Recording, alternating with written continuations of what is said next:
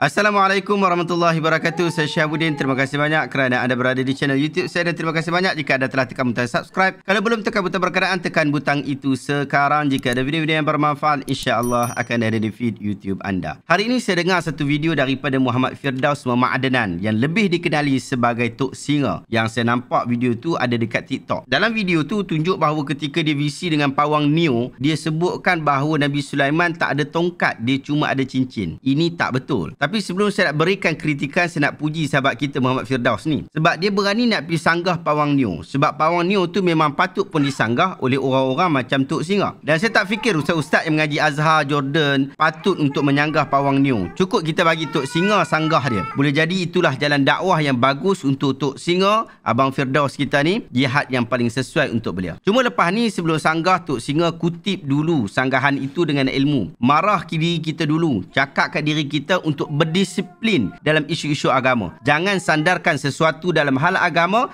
melainkan kita tahu. Tapi kalau kita tak tahu, kita diam saja. Kita sebut apa yang kita tahu sebab agama ni ada disiplin. Allah Taala sebut wala taqfu ma laysa laka bihi ilm inna sam'a wal basara wal fuad kullu ulaika kana anhu mas'ula. Jangan berkata apa yang kamu tak tahu, kerana pendengaran, penglihatan dan jantung hati kamu akan dipersoalkan oleh Allah Azza wa Jalla. Anda boleh rujuk dalam surah Isra ayat 36. InsyaAllah itu nasihat yang paling bagus daripada saya untuk Tok Singa. Teruskan sanggahan dan jangan duk pergi berkawan dengan Ustaz Rosdi Hassan tu. Dia tu bukan ahli agama, banyak berdengkarut dan bohong yang dia buat. Jauhkan kawan-kawan macam tu. Hati-hati kita berkawan. Paling tidak pun pilah menuntut ilmu dengan ramai tok-tok guru di Kedah tu. Kawasan Bidung tu pun banyak tok guru. Lepasan Azhar pun ramai. Mengajilah. Tak rugi kita mengaji sebab kita nak pergi dakwah dengan agama, bukan dengan hearsay, bukan dengan hadis-hadis orang tua, tapi hadis Nabi, petunjuk Nabi SAW dengan Al-Quran, dengan petunjuk wahyu. Sahabat-sahabat, dalam video yang viral tu, pawang Neo cabar Tok Singa untuk bagi tahu kat mana tongkat Nabi Sulaiman yang orang duk cari tu. Lalu Tok Singa jawab, Nabi Sulaiman tak ada tongkat, dia ada cincin. Itu jawapan Tok Singa. Sebenarnya soalan tu soalan bodoh saja daripada pawang Neo. Biasanya orang-orang bodoh ni dia mahukan publicity, mahukan pengaruh. Dia akan tanya soalan-soalan yang pelik macam tu. Ada dulu orang tanya apa jantina malaikat, kat mana trompet sangkakala Israfil, jenis besi pedang Zulkarnain yang mana satu, dan sebagainya. Ini soalan-soalan bodoh yang tak patut kita layan. Bukan kita tak ada jawapan, tapi soalan tu memang sifat dia bodoh. Jadi kita tak boleh layan soalan-soalan macam ni. Cuma dalam bab Tok Singa ni, si pawang Neo ni dia cabar Tok Singa. Maka saya rasa mungkin Tok Singa dia rasa triggered, dia rasa tercabar, lalu dia pun nak jawab. Sedihnya jawapan dia pun tak kena, tak betul. Bahkan boleh membawa salah faham pula. Allah Ta'ala sebut dalam surah Sabah ayat 14, "Falamma qadayna 'alaihi al-maut ma dallahum 'ala mautihi illa dabbatul ard ta'kulu min sa'atah falamma kharra tabayyanatil jin an law kanu ya'lamuna al-ghaiba ma labithu fil 'adzabil muhin." Setelah kami tetapkan berlakunya kematian Nabi Sulaiman, tidak ada yang menunjukkan kepada mereka tentang kematiannya melainkan anak-anak yang telah memakan tongkatnya. Maka apabila ia tumbang, ternyatalah kepada golongan jin itu bahawa kalaulah mereka sedia mengetahui perkara yang gaib, nescaya mereka tidak tinggal sedemikian lamanya dalam kerja berat yang hina. Surah Sabah ayat ke-14. Daripada ayat ini menunjukkan jawapan Tok Singa salah. Memang Nabi Sulaiman ada tongkat. Bahkan disebutkan perkataan min sa'atah dalam ayat berkenaan secara terang-terangan. Imam-imam ahli tafsir bersepakat mengatakan perkataan min sa'atah memang membawa maksud tongkat. Itulah yang disebutkan oleh Imam Mujahid dalam tafsir dia, Maqatil Yahya bin Salam, Al-Faraq dalam Ma'anil Quran dan sebagainya. Bahkan Abu Ubaid Al-Qasim bin Salam di dalam buku dia berjudul Lughat Al-Qabail Al-Waridah fil Quran menyatakan bahawa perkataan min sa'atah itu berasal daripada bahasa orang Hadramaut yang membawa maksud tongkat. Jadi memang tak betul lah kalau Tok Singa jawab, dia kata Nabi Sulaiman tak ada tongkat, hanya ada cincin. Demikian juga ayat 14 surah Sabah ni juga telah menjawab soalan bodoh pawang Neo, iaitu tongkat itu sudah tiada. Jawapan dia adalah tongkat tu dah tak ada dah. Tongkat itu sudah dimakan oleh anak-anak, dah tak ada. Tak payah pergi buat kerja bodoh pergi cari tongkat Nabi Sulaiman yang dah jelas-jelas Quran sebut telah musnah. Jangan buat kerja bodoh lagi pergi cari keturunan anak-anak yang mana yang makan tongkat Nabi Sulaiman untuk dijadikan azimat dan tangkal. Itu semua kerja bodoh. Kita kena sebut pada ni. Sebab geng-geng macam ni, dia memang suka benda macam ni. Nak pergi cari anak-anak yang makan tongkat Nabi Sulaiman lah. Nak pergi cari perkara-perkara yang pelik untuk dibuat ubat, nak pergi buat mujarab dan sebagainya. Kena pergi sebut. Kalau tak, mereka ni memang buat kerja mangkuk tu. Ayat 14 surah Sabah itu sangat penting dia dalam memberi pengajaran kepada kita untuk menjauhkan diri diri daripada berurusan dengan jin. Ini saya beri peringatan kepada Pawang Neo, Tok Singa dan diri saya sendiri. Jin tak tahu perkara gaib. Oleh sebab tu mereka tak tahu bahawa Nabi Sulaiman AS dah meninggal dunia sehinggalah tongkat Nabi Sulaiman musnah dan baginda tumbang. Barulah jin-jin itu tahu bahawa Nabi Sulaiman dah meninggal dunia. Mereka terus-menerus melakukan pekerjaan berat yang Nabi Sulaiman suruh mereka untuk buat. Sedangkan kalau mereka tahu lebih awal Nabi Sulaiman sudah meninggal dunia,